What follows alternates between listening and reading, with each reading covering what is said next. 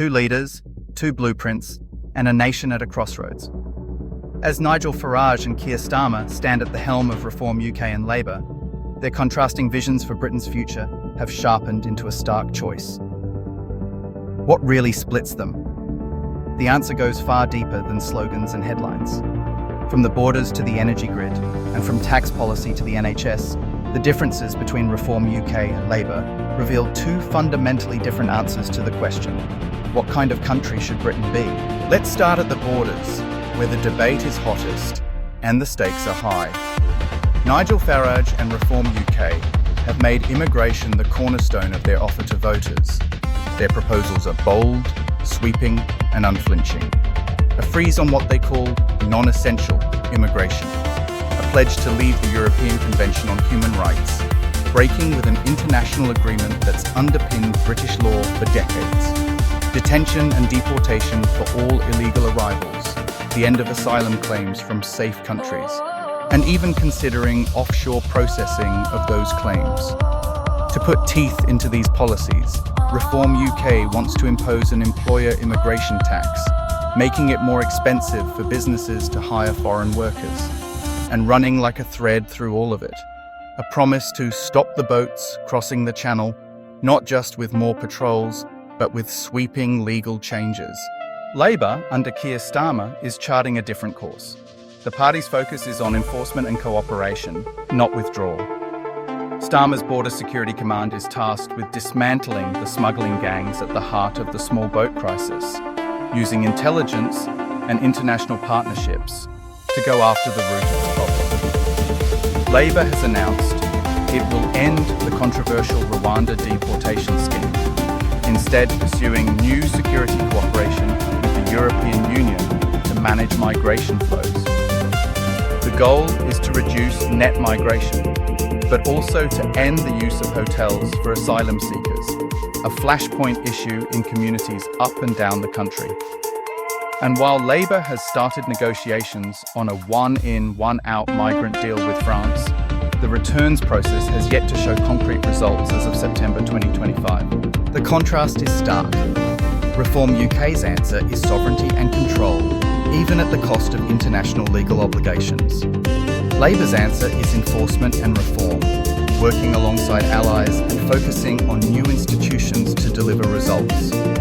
Both claim they will reduce small boat crossings and speed up removals, but the route each would take is as different as their rhetoric suggests.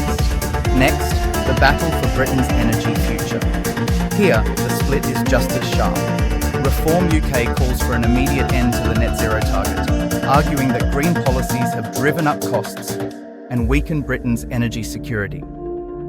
They want to scrap green levies on household bills, expand North Sea oil and gas exploration, and fast-track new nuclear power projects, particularly small modular reactors. Environmental restrictions like ultra-low emission zones and low traffic schemes would be swept away in a drive for cheaper transport and more growth. Labour's vision couldn't be more different. Their mission is clean power by 2030, and the tools are big and bold. The creation of Great British Energy, a new publicly owned company tasked with leading the clean energy transition and ensuring ethical supply chains. Labour's plan is to make Britain a world leader in wind, solar and nuclear, not just cutting emissions but creating jobs and securing a homegrown energy supply. The Clean Energy Act of 2025 enshrined this mission in law, laying the groundwork for a rapid expansion of renewables and new investment in the grid. Labour argues that these policies will lower bills, boost industry, and fulfil Britain's climate obligations. Again, the question for voters is about the direction of travel. Reform UK wants to reverse the green revolution, betting on fossil fuels and deregulation. Labour wants to accelerate it, betting on public investment and planning reform to deliver a net zero future. Turn now to the economy and tax, the bread and butter of daily life. Reform UK offers a tax cut for millions, promising to raise the income tax threshold to £20,000 and stop paying interest on quantitative easing reserves, a move they say would free up billions for frontline services. Their manifesto is heavy on promises to slash government waste and they propose an immigration-linked national insurance surcharge for employers who hire foreign nationals. The message is clear: cut taxes, reduce spending, and make immigration pay its way. Labour, meanwhile, is promising tight fiscal rules. A 20% VAT on private school fees starting in January 2025, and a new industrial policy tied to the clean energy agenda. They argue that fiscal discipline and targeted investment will drive growth, not unfunded tax cuts. Labour's economic plan is intertwined with its energy and planning reforms, aiming to boost productivity, create new jobs, and upgrade Britain's infrastructure for the long haul. The differences here are not just about numbers, they're about philosophy. Reform UK wants a leaner state and lower taxes, with a focus on private enterprise and curbing immigration's fiscal impact. Labour wants to harness the power of the state, investing in strategic sectors and using tax policy to level the playing field. On the NHS and public services, both parties promise to end the crisis, but their methods diverge. Reform UK pledges zero NHS waiting lists over time, with a major push for more police officers, 40,000 new recruits, and a zero-tolerance approach to crime. Their vision is one of bold targets and rapid expansion, using freed-up money from government savings.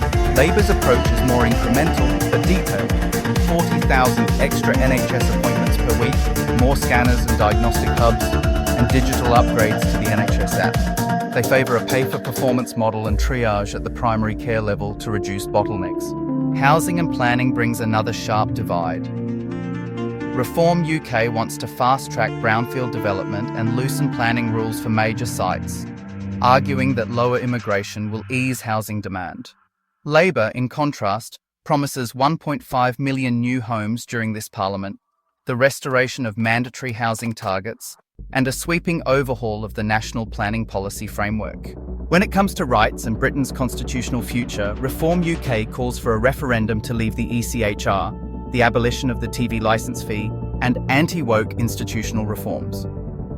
Labour stays within the framework of international law, but ministers have signalled a willingness to tighten enforcement and consider changes to Britain's own human rights laws, though stopping short of ECHR withdrawal. Despite these differences, there are points of overlap. Both parties want to reduce irregular migration and accelerate removals. Both pitch growth and infrastructure upgrades. But where Reform UK leans into sovereignty, deregulation, and a break with international frameworks, Labour bets on state-led solutions, international cooperation, and reform from within. As Britain weighs its future, the choice between Farage and Starmer is about more than policies. It's about the country's identity, its place in the world, and the values that will shape the next chapter. Different roads, same promise, change. The question is, which road matches your priorities?